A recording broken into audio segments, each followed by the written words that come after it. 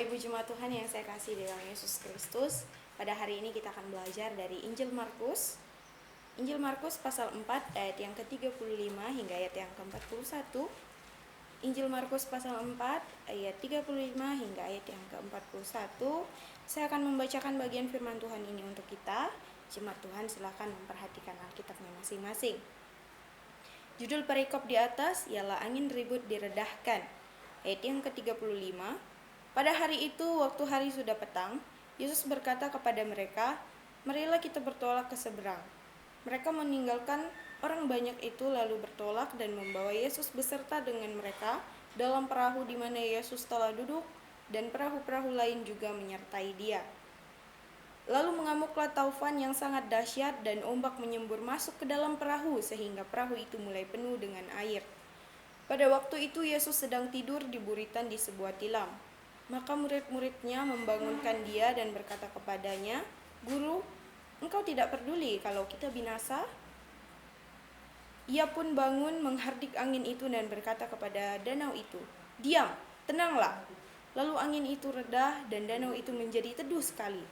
Lalu ia berkata kepada mereka, "Mengapa kamu begitu takut? Mengapa kamu tidak percaya?" Mereka menjadi sangat takut dan berkata seorang kepada yang lain, "Siapa gerangan orang ini sehingga angin dan danau pun taat kepadanya?" Puji Tuhan atas pembacaan firman Tuhan kita.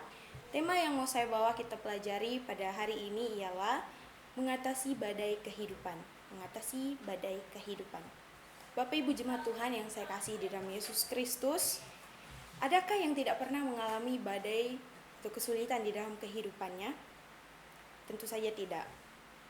Tentunya masing-masing dari kita mempunyai badai dan kesulitan dalam kehidupan kita, baik itu badai di dalam diri kita sendiri maupun badai dari luar diri kita. Dalam Kamus Besar Bahasa Indonesia atau KBBI, kata badai berarti angin kencang yang disertai hujan dan cuaca buruk, datang dengan tiba-tiba, dan juga yang lazim disebut dengan angin tofan.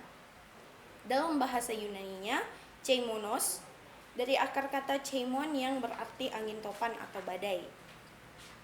Dalam nas yang tadi saya sudah bacakan untuk kita, itu menceritakan bagaimana perjalanan Yesus dengan murid-muridnya ketika Yesus sudah berkhotbah dan mengajar orang banyak. Dia menarik diri, mungkin merasa lelah, mungkin merasa capek, sehingga dia menarik diri dan mengajak murid-muridnya untuk menyeberangi Danau Galilea. Namun di dalam perjalanan mereka dihadang oleh angin ribut atau angin topan. Danau Galilea merupakan muara sungai Yordan yang mengalir dari arah utara. Dalam keadaan biasa Danau Galilea tampak tenang, tetapi sewaktu-waktu bisa terjadi badai. Kedatangan badai yang dahsyat secara tiba-tiba adalah hal yang umum terjadi di Danau Galilea, karena bukit-bukit yang di sekitarnya dan letaknya yang di bawah permukaan laut. Jadi kalau dipikir-pikir, hal ini hanya hal biasa bagi para nelayan yang ada di Danau Galilea saat itu. Tetapi badai yang dibicarakan di sini pasti merupakan badai yang sangat dahsyat dan yang sangat buruk, karena bahkan nelayan-nelayan yang berpengalaman pun di antara mereka merasa ketakutan. Kali ini mereka berhadapan dengan topan yang teramat dahsyat, mereka dikecam rasa takut. Saat itu Yesus bersama-sama dengan mereka di dalam perahu. Sebagaimana yang kita tahu, ada beberapa orang dari murid-murid Yesus yang berprofesi sebelumnya sebagai seorang nelayan. Apakah Yesus memahami ketakutan mereka dan tetap memilih untuk tidak peduli? Tentu tidak. Masalahnya bukan ada pada Yesus, tapi masalahnya ada pada murid-murid. Masalahnya ada pada murid-murid. Mereka tahu dan mereka menyadari bahwa mereka bersama-sama dengan Yesus saat itu. Tetapi mereka masih merasakan kekhawatiran dan ketakutan kalau mereka akan mati karena karam. Bapak Ibu Saudara yang saya kasihi di dalam Tuhan, dalam menghadapi badai atau kesulitan di dalam kehidupan ini, kita sebagai orang percaya yang sudah mengenal Yesus, seharusnya kita tidak perlu lagi merasa takut, kita tidak perlu lagi merasa khawatir akan hal-hal yang dan kesulitan-kesulitan yang kita alami dalam kehidupan kita. Mengapa? Karena kita punya sandaran yang pasti. Punya sandaran yang pasti, yaitu Yesus. Namun pada kenyataan yang kita lihat di dalam kehidupan kita, sering sekali kita jumpai orang-orang atau bahkan mungkin diri kita sendiri pelakunya. Sedikit-sedikit ada badai, kita sudah mengeluh ke Tuhan. Sedikit-sedikit ada kesulitan di dalam hidup, kita sudah bersungut-sungut ke Tuhan, protes ke Tuhan ini dan itu. Apakah begitu sikap kita sebagai orang yang percaya? Apakah begitu sikap kita sebagai orang yang sudah mengenal Yesus? Tentu tidak.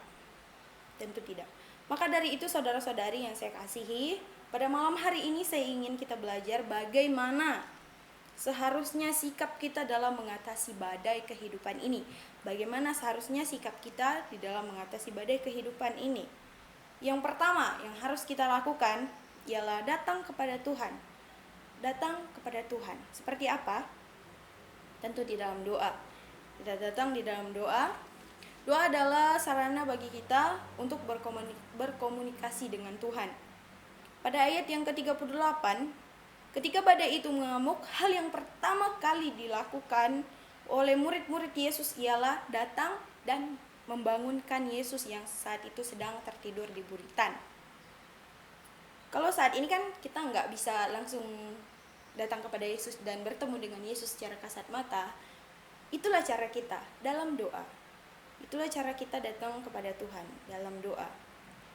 Namun pada kenyataannya yang kita boleh lihat dalam kehidupan kita saat ini, saat kita menghadapi tantangan dan masalah di dalam kehidupan kita, alih-alih datang kepada Tuhan di dalam doa, kita malah sibuk mencari tempat healing, searching di Google, cari tempat di mana bagus pergi liburan, di mana bagus pergi healing, jalan-jalan, dengan alasan agar kita tidak mengalami stres, agar kita tidak pusing, seperti itu. Bapak Ibu jemaat Tuhan yang saya kasih di dalam Yesus Kristus, saya mau bilang bahwa ketika kita mengalami badai dan kesulitan di dalam kehidupan ini, kita hanya perlu Tuhan. Kita hanya perlu Tuhan. Kita hanya perlu datang di dalam doa kepada Tuhan. Tidak harus dengan kita pergi jalan-jalan, tidak harus dengan kita pergi healing-healing. Kita hanya perlu datang dalam doa kepada Tuhan. Itulah cara kita mengatasi badai kehidupan di dalam hidup ini. Ketika kita datang kepada Tuhan, apalagi di dalam doa kita leluasa mau cerita apa aja ke Tuhan. Mau masalah percintaan, masalah kehidupan, masalah ekonomi, terserah. Kita cerita apa aja ke Tuhan. Tuhan tidak akan pernah membeberkan masalah kita, tapi Tuhan akan menolong dan membantu kita menyelesaikan masalah-masalah itu. Bahkan sampai kita menangis-nangis pun di hadapan Tuhan, Tuhan tidak akan pernah lelah mendengarkan keluh kesah kita. Tuhan tidak akan pernah bosan. Tuhan tidak akan pernah bilang, kamu lagi, kamu terus. Tuhan tidak akan pernah mengatakan hal seperti itu ketika kita terus-terus datang kepada Tuhan. Bapak Ibu Saudara-saudari yang kekasih di dalam Yesus Kristus, saya mau bilang kalau Tuhan selalu merindukanmu untuk datang kepadanya di dalam doamu, di dalam persekutuanmu. Tuhan selalu merindukan hal itu. Setelah kita datang kepada Tuhan di dalam doa dan sudah tuangkan semua unek-unek, semua masalah, semua yang membuat kita menjadi pusing, semua yang membuat kita menjadi stres, semua keluh kesah kita, apa yang kita rasakan kepada Tuhan, Tuhan akan memberikan kita kelegaan dan damai sejahtera yang luar biasa, dan sukacita yang luar biasa kita akan terima daripada Tuhan.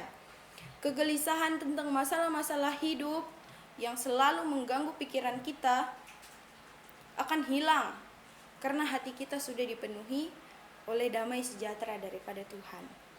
Dengan begitu akan terasa sangat mudah bagi kita melalui atau mengatasi badai-badai di dalam kehidupan kita ini. Adapun cara yang kedua, bagaimana seharusnya sikap kita mengatasi badai kehidupan ini? Yang kedua yang harus kita lakukan ialah percaya sepenuhnya. Percaya sepenuhnya. Percaya kepada siapa? Tentu saja kepada Tuhan. Percaya kepada Tuhan. Tindakan pertama kita ialah datang kepada Tuhan di dalam doa. Setelah itu percaya sepenuhnya. Percaya sepenuhnya pada rancangan dan kendali Tuhan. Kita mengenal Tuhan kita adalah Tuhan yang begitu peduli dengan anak-anaknya, Tidak mungkin Tuhan akan membiarkan kita menghadapi masalah dan kesulitan di dalam kehidupan kita itu sendirian. Tuhan tidak akan membiarkan kita sendirian. Tuhan pasti akan campur tangan di setiap masalah dan di setiap proses kehidupan kita. Badai atau masalah hidup akan terasa sulit dan berat ketika kita berusaha mengandalkan diri kita sendiri. Ketika kita berusaha mengandalkan diri sendiri padahal kita punya Tuhan. Tidak sedikit juga orang, atau mungkin kita sendiri pelakunya gitu, kita sudah bilang, saya sudah berdoa kepada Tuhan, saya sudah datang kepada Tuhan, tapi kenapa rasanya Tuhan belum menolong saya? Kenapa rasanya saya masih merasakan khawatir, saya masih takut, seperti itu. Seperti murid-murid Yesus pada saat itu, mereka memang datang menghampiri Yesus dan membangunkan Yesus, namun mereka masih merasakan ketakutan. Mereka masih takut, mereka masih khawatir kalau mereka akan mati karena diserang oleh angin ribut itu. Sehingga mereka melontarkan pertanyaan yang menggambarkan perasaan mereka. Apa kata Yesus kepada mereka? Di ayat yang ke-40 kita bisa lihat. Yesus berkata, "Mengapa kamu begitu takut? Mengapa kamu tidak percaya?" Sudah lama mereka mengikuti Yesus. Sudah banyak mujizat-mujizat yang Yesus lakukan, yang mereka saksikan dengan mata kepala mereka sendiri. Mereka tahu Yesus sedang bersama-sama dengan mereka saat itu. Namun mereka masih merasakan ketakutan. Apa bedanya dengan kita? Padahal kita sudah ngakunya orang percaya, saya kenal Yesus, saya percaya sama Yesus. Saya tahu bahwa Tuhan selalu menyertai saya di dalam setiap langkah kehidupan saya. Kita selalu mengatakan hal itu, tapi di dalam kehidupan kita, dalam praktek hidup kita masih sering merasakan ketakutan, kita masih sering merasakan kekhawatiran yang sangat-sangat mengganggu pikiran kita. Alkitab menggambarkan orang-orang percaya yang masih khawatir akan badai atau masalah hidup bagaikan benih yang ditabur di antara semak-semak duri. Ia tumbuh tapi dihimpit terus oleh semak duri tersebut, sehingga ia tidak dapat menghasilkan buah dan lalu mati. Demikianlah orang percaya yang setiap hari Minggu mendengarkan firman Tuhan, datang ke gereja, menerima firman Tuhan. Namun ketika kekhawatiran dunia itu mengganggu pikirannya, menguasai pikiran dan hatinya, itu akan terus menghimpit firman Tuhan yang selama ini dia dengar, sehingga firman Tuhan itu tidak dapat bertumbuh, tidak dapat menghasilkan buah, dan mati. Saya punya sebuah ilustrasi untuk kita. Di dalam TikTok, saya pernah lewat FYP seorang anak dan ayahnya sedang mungkin menikmati liburan. Mereka menaiki wahana perosotan. Di posisi itu anaknya bagian depan dan ayahnya bagian belakang. Jadi ketika mereka meluncur di dalam perosotan itu, anaknya berteriak dan menangis histeris, bilang, ayah, aku takut, ayah, bagaimana ini, ayah, aku takut, sambil menangis dan berteriak. Tapi apa yang dikatakan oleh ayahnya? Ayahnya di belakang sambil memvideokan momen tersebut. Dan ayahnya selalu bilang, tenang, jangan nangis, ayah di belakang. Ayah sama-sama dengan kamu, ayah di belakang kamu. Itu yang ayahnya katakan kepada dia. Saudara-saudari, Bapak Ibu yang saya kasihi dalam Tuhan Yesus, apa yang dapat kita pelajari dari cerita yang baru saya ceritakan? Yang dapat kita pahami dari cerita tersebut ialah kita adalah sebagai anak itu dan Tuhan Yesus adalah sebagai ayah itu. Dalam kita menghadapi badai dan kesulitan itu, kita hanya perlu datang kepada Tuhan, berdoa kepada Tuhan, meminta tolong kepada Tuhan. Tuhan selalu ada bersama dengan kita, Tuhan ada di belakang kita, Tuhan menjadi sandaran kita. Jadi saudara-saudari dan Bapak Ibu yang saya kasihi dalam Yesus Kristus, kesimpulannya bagi kita, jangan biarkan ketakutan dunia, jangan biarkan masalah-masalahmu menghantuimu dan menguasai pikiranmu, menguasai hatimu, sehingga engkau lupa kepada Tuhan. Tetapi diamlah dan tenanglah sambil berdoa. Diam dan tenanglah sambil berdoa, datang kepada Tuhan. Percaya bahwa Tuhan peduli atas apa yang kita alami di dalam kehidupan kita. Setelah kita datang dan berdoa kepada Tuhan, seharusnya tidak ada lagi ketakutan dan kekhawatiran yang kita alami dalam diri kita. Serahkan dan percayakan semuanya dalam kendali Tuhan. Dengan begitu kita dapat mengatasi badai kehidupan ini. Kerjakan bagianmu dan Tuhan akan mengerjakan bagiannya. Tuhan Yesus memberkati kita semua. Shalom.